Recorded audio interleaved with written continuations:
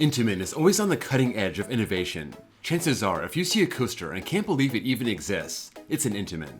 Over the past 46 years, they've introduced so many different models. Some great, some flops, but one thing is for sure, the industry would not be the same without them, and they're a lot of people's #1 manufacturer for a good reason. Today, let's go around the world and rank up all their prototypes, from worst to best.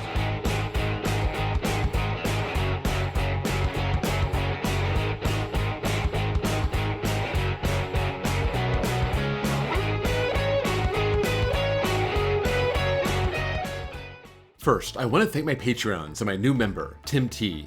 If you want bonus access, bonus content, behind the scenes videos, a shout out when you join, and your name on this fancy Patreon screen, follow the link below and join.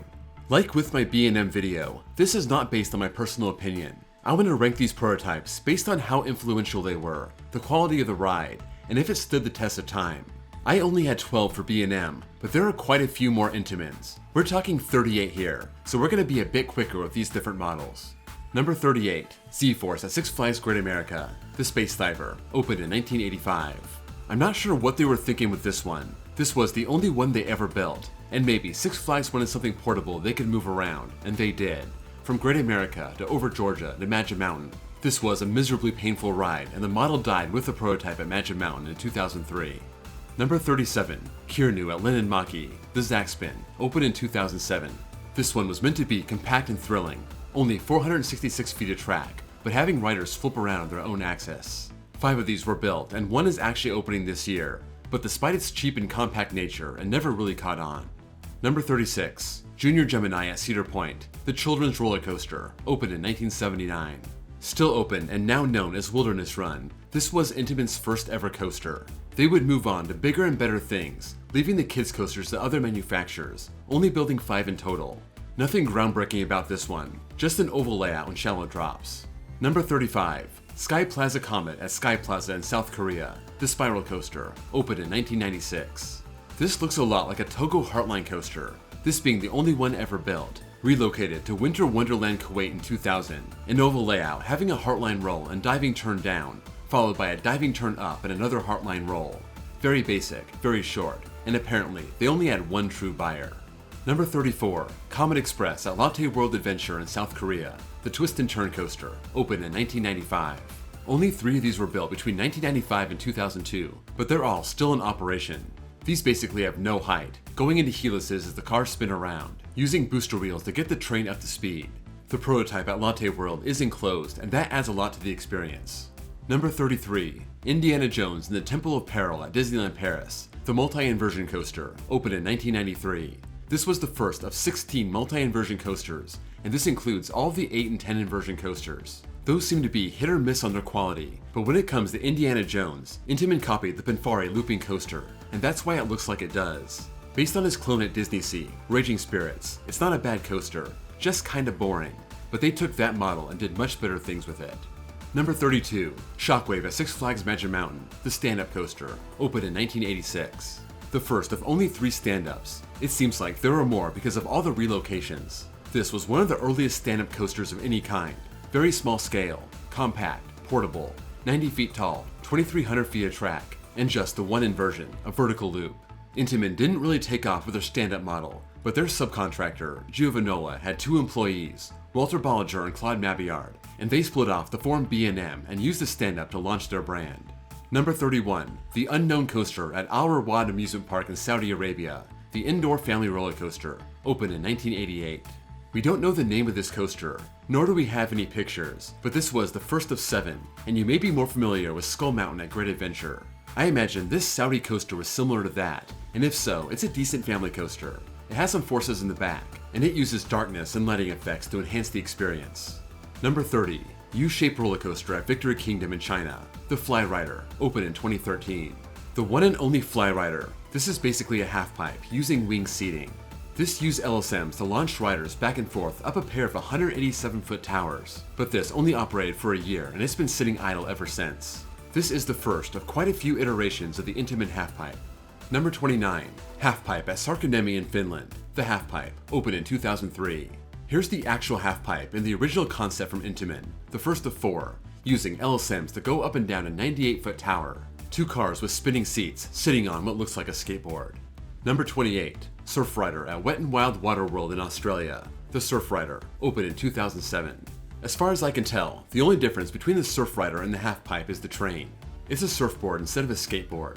8 of these were built, this Australian one being the first, now operating at Warner Bros. Movie World as Flash Speed Force. Number 27. Georgia Gold Rusher at Six Flags Over Georgia, the Ultra Surf, opened in 2025. This model just made its debut, Gold Rusher being one of its kind, this being a cross between a mock Power Splash and an Intamin Surf Rider.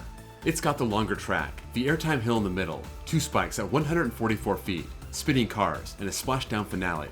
This looks like an upgrade on both the Power Splash and the Surf Rider. Number 26. Mick Doohan's Motor Coaster at Dreamworld in Australia, the family launch coaster, opened in 2007. You may recognize these as those straddled seating launch coasters. SeaWorld has been packing these into their parks, but it all got started with Motor Coaster at Dreamworld, and this one is widely considered the worst of its kind. 14 have been built, and it's definitely gotten much better as time goes along. This one has weird, uncomfortable seating and winds around in circles after its tire launch. Not a great ride, but definitely influential. Number 25. Linear Gale at Tokyo Dome City, the Impulse Coaster, opened in 1998. Definitely a prototype. This was one of the earliest inverted launch coasters, and unlike other Impulse coasters, this didn't have any twisted spikes. 62 miles an hour, 164 feet tall, just went back and forth up those 2 vertical spikes. Intamin would build 8 of these, this one being the only non-twisted one, and eventually would make it over 200 feet tall and with both spikes twisted. These were very popular back in the early 2000s. Number 24. Divertical at Mirabilandia in Italy, the water coaster, opened in 2012. Part coaster, part super soaker, Divertical used that elevator lift they had used on Pilgrim's Plunge 2 years prior, dropping down 164 feet, 2,500 feet of track, a legit coaster with a splashdown. Other manufacturers like Mach Rides had this model catch on, but Intamin only sold 4 of these. Number 23. Tornado at Parque de Atracciones de Madrid, the suspended looping coaster, opened in 1999. After B&M and Vekoma released their inverted or suspended looping coasters, Intamin tried their hand with it, and for whatever reason, it never caught on. Tornado was just one of 2 that was built. 98 feet tall, 3 inversions, 2,600 feet of track. Not remarkable, but still, you'd think there would be more of a market for this, especially with the explosion of the coaster wars. Number 22. Mine Train Ulven at Bakken in Denmark, the family coaster, opened in 1997. The rare Intamin Mine Train, officially called the family coaster, 3 of the 4 built emulate the original here at Bakken, a ride that I was very impressed with when I got to ride it. This goes back to 1997 and weaves through the trees, sometimes getting too close. I got whacked by a branch on this, but for being 60 feet tall and 40 miles an hour, it's quite a family coaster. I'd even say it's a thrill coaster. Number 21. Atlantis Adventure at Lotte World Adventure in South Korea, the Aqua Tracks, opened in 2003. Another Intamin prototype at Lotte World, joining the twist and turn coaster, Comet Express. This turned out to be a one of its kind also, a single car train with 4 rows, starting with a tire launch, 72 feet tall, 47 miles an hour, 2,200 feet of track, no inversions. It uses water as a theme, but doesn't have any water features. This one is well themed and looks like a lot of fun, and after 20 years, it's safe to say, this will be the one and only Aqua Tracks. Number 20. American Eagle at Six Flags Great America, the wooden coaster, opened in 1981. Not known for their wooden coasters, Intamin's first large-scale coaster was a stool-track Woody, emulating PTC's popular model from the 70s, and it would be 10 years until they built another one, 7 total, the last one coming in 2001 and most being in Japan. American Eagle has a 147-foot drop, 66 miles an hour, 4,650 feet of track, a huge and interesting wooden coaster that's still giving good rides to this day.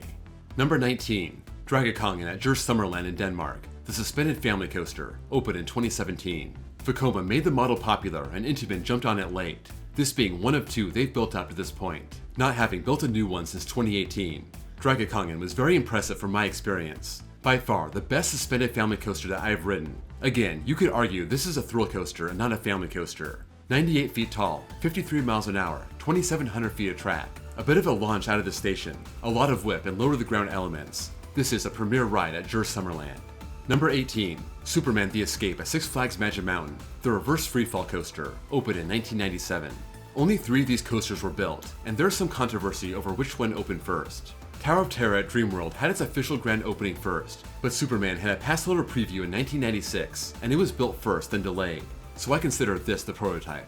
TurboTrack at Ferrari World Abu Dhabi is also considered a reverse freefall, but this one is quite different. This model was the first coaster to use LSMs. It was the first coaster to hit 100 miles an hour, so it was very innovative. But the coaster itself isn't much. Just get up to speed and burn it off with a big tower. Number 17, Objectif Mars at Futuroscope in France. The family spinning coaster, opened in 2020. Here's another model one of one. Objectif Mars being part indoors, part outdoors, well themed and having spinning cars, even with a short track length of 1,640 feet, only 34 miles an hour, having 2 tire launches and a drop track. This is a dynamic model that parks should find a use for. Number 16, Sarajevo bobsleds at Six Flags Magic Mountain, the Swiss Bob, opened in 1984. Playing off the flying turns models of the 1930s and 40s, in the 80s, Intamin took on the bobsled coaster and they sold 5 of them. Stat-wise, these aren't impressive. 1,500 feet long, 60 feet tall, 32 miles an hour, but the way these cars run in that trough, even seeming like they jump the track in some spots, it's out of control and fun, and it's too bad we just lost the final Swiss Bob last year, and in fact it was the original, this being at Six Flags Over Texas as Lava Bora. Number 15, 13 at Alton Towers, the multi-dimension coaster, opened in 2010. This used to be called the family drop coaster, but given all the tricks it can do, the multi-dimension coaster seems more fitting. These are family-style coasters, but they can do turntables, rollbacks, and of course drop tracks. That is the main hallmark of 13, the first coaster to have one of these, making an otherwise mild family coaster into something memorable, and this kicked off the first of 4 coasters in this genre. Number 14, Tornado at Bakken in Denmark, the spinning coaster, opened in 2009. We've seen some Intamin coasters spin, but not to this level. Most spinning coasters are family friendly, but Tornado is meant to rip your head off. Only 39 feet tall, 1,100 feet of track, 32 miles an hour, but that spinning, those tight turns, it makes for one insane ride. And if you get boost mode where you start spinning in the station and speed up the lift hill, it's that much crazier. This never caught on either, only one other model being built in China 14 years after the original. Number 13, Furious Baco at Port Aventura, the Wing Rider, opened in 2007. The only wing rider ever built, this is one of the most interesting coasters in the world. It was a very early version of a wing coaster, and it has a powerful hydraulic launch, 0 to 84 miles an hour in 3.5 seconds, whipping around its course low to the ground, hitting one inversion over 2,800 feet of track. I heard this runs rough, as tends to happen on wing coasters, but it's still interesting, and this is the only hydraulic launch wing coaster they ever sold. Number 12, Fahrenheit at Hershey Park, the vertical lift coaster, opened in 2008. Further showing their dynamic nature, Intamin combined a Gerstlauer Eurofighter and a B&M Looper in 2008, building Fahrenheit, standing 121 feet tall, 97-degree drop, 2,700 feet of track and 6 inversions. This is such a weird ride for Intamin, but it remains popular in the park. Just not popular when it comes to other parks wanting to buy one. China got the second one in 2023, a full 15 years later. Number 11, Storm Coaster at Dubai Hills Mall, the vertical launch coaster, opened in 2022. This is a loose model that is defined by its launch vertical lift hill. 2 of these are out there, but they're very different. The one at Dream Island in Russia is more of a complete layout. The one here acts more like a polar coaster, launching the train up to the top of the building, and then twisting its way down, even going upside down 2 times. This was definitely catered to its setting, and I would be surprised if we ever saw a vertical launch coaster like this again. Number 10, Big Dipper at Luna Park Sydney, the Hot Racer, opened in 2021. 3 years after RMC introduced the Raptor, Intamin released their Hot Racer, a tire-launched single-rail coaster of their own. These just having a lap bar and being focused on inversions and airtime. I was very impressed with this ride. I thought it might be a bit slow and tame compared to a Raptor, but it wasn't. 45 miles an hour, 2 inversions, 2 launches, lots of whip, and they've sold 3 in total over the past 5 years. Number 9, Volcano the Blast Coaster at Paramount's King's Dominion, the suspended catapult coaster, opened in 1998. The first ever inverted coaster to have a launch, built inside a mountain, Intamin had to actually, literally move mountains to make Paramount's vision work, and despite its inevitable problems, it was extremely popular for 20 years. This was the only suspended catapult coaster ever built, but it inspired the Impulse coaster, which became very popular. 155-foot top height, 2,700 feet of track, 70 miles an hour to get out of the mountain, and 4 inversions in total. Number 8, Kawasemi at Tobu Zoo in Japan, the Ultra Coaster, opened in 2008. You may know this better as the Megalight. Intamin rebranding this in the past couple years. 5 of these were built in Europe and Asia, Kawasemi barely beating Peloton by 2 months. This takes a mega coaster and shrinks it down, but despite being 102 feet tall and only 53 miles an hour, those elements are proportional. 2,500 feet of airtime and tight turns, positives and negatives all over the place. A perfect thrill coaster for a park that wants a hyper, but can't afford or fit a hyper. This acts just like it on a smaller scale. Number 7. Skyrush at Hershey Park, the wing coaster, opened in 2012. The supersized Kawasemi. This is like their mega coaster but has 4 across trains, 2 riders hanging off, and that's why they call it a wing. This specific model never took off. Skyrush only followed up with Flying Aces in 2016, and this has had its issues since it opened. It has powerful airtime, but for a long time had painful lap bars, and that was finally fixed in 2024. But even before that, extreme thrill seekers rank this at the very top of their list. 200 feet tall, 75 miles an hour, 3,600 feet of track, and strong negative G's on those airtime hills.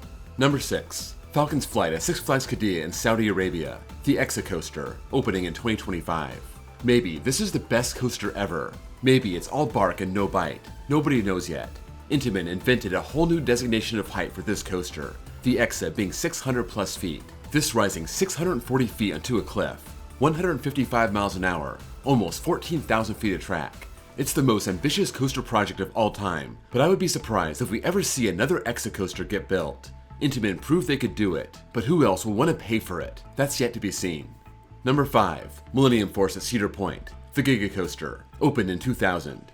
Although the basic concept wasn't super original, this was still the first coaster to have a 300-foot drop, the first big coaster to use a cable lift, 93 miles an hour, 6,600 feet of track, airtime hills and overbanks. And where this coaster falls a bit short on its layout and thrill factor, it's still serving as possibly the most iconic coaster in the world for a quarter century.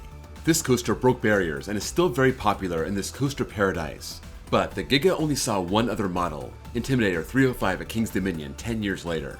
Number 4. Superman Ride of Steel at Six Flags Darien Lake, the Mega Coaster, opened in 1999. The coaster that launched the Giga, and the Wing, and the Exa. It all comes back to the coaster now known as Ride of Steel, the first of 9 mega coasters, a model that's very much still alive, and they call it a mega, but it's basically a hyper. 205-foot drop, 73 miles an hour, 5,400 feet of track, having great airtime, long drawn-out helices, and that iconic straight track over the lake. It's kind of weird, a small park like Darien Lake got this mega coaster, but the coaster wars were a weird time, and we're still benefiting from it. Number 3. Colossus at Hyde Park in Germany, the prefabricated wooden coaster, opened in 2001. The same year, Intamin sold their last standard Woody. They sold their first prefabricated Woody, this track being laser cut in a factory. This allowed for a bigger, smoother ride, this being 164 feet tall, 68 miles an hour, 4,400 feet of track, and tons of airtime. Only 4 of these were built. It seems like the model died when the economy crashed. These are some of the best coasters in the world, and Colossus got it all started, even getting a total 3-year overhaul to save the ride between 2016 and 2019. Number 2. Accelerator at Knott's Berry Farm, the Accelerator Coaster, opened in 2002. After the fall of Windjammer, Knott's wanted an extreme launch coaster, but they didn't want the loud air launch S&S had just come up with. So Intamin invented the hydraulic launch coaster, and thus the Accelerator Coaster was born. 0 to 82 miles an hour in 2.3 seconds, up and over a 205-foot top hat, into some overbanks before the ride ends. 23 years later, and the coaster is still elite, and Intamin used that technology to build the tallest and fastest coasters in the world. 400 plus feet, 120, 128, 149 miles an hour. 14 of these coasters being built, but that came to a grinding halt in 2010, finding a new way to launch a train, and that's the coaster that grabs the top spot. Number 1. Maverick at Cedar Point, the LSM launch coaster, opened in 2007. You may know this better as the Blitz coaster, but again, this was rebranded in recent years. They may have come out with LSMs with Superman the Escape in 1996, but they took it to a whole new level in 2007 with Maverick, ushering in a new era of the coaster wars, focusing less on record-smashing stats and more on great elements. Only a 100-foot drop, but doing it at a 95-degree angle, 4,400 feet of twisted track, inversions and airtime and tight turns close to the ground, a 70-mile-an-hour mid-course launch. This coaster led a pack of 21 Blitz/LSM coasters, including some of the highest-rated coasters in the world, including Terran, Velocicoaster, Pantheon, Tutatis, and even Maverick, as the original, is in a lot of people's top 5 overall coasters. This is their best prototype, and has led to Intamin's renaissance over the last 5 to 10 years. battling a reputation of being unreliable, maybe taking too many chances, biting off more than they can chew. But these LSM coasters have been massively successful, and I don't know if Intamin really went anywhere, but if they did, it's safe to say they're back. That's a wrap on the prototypes of Intamin. Let me know what you think of the list, and if you have anything else to add about any of these models, sound off in the comments below. If you enjoyed this video, please drop a like, and if you're new here and love coasters, please give me a sub. Also, check out my second channel, where I post copyright-free off-ride footage. Thank you all for watching, and I'll see you all next time.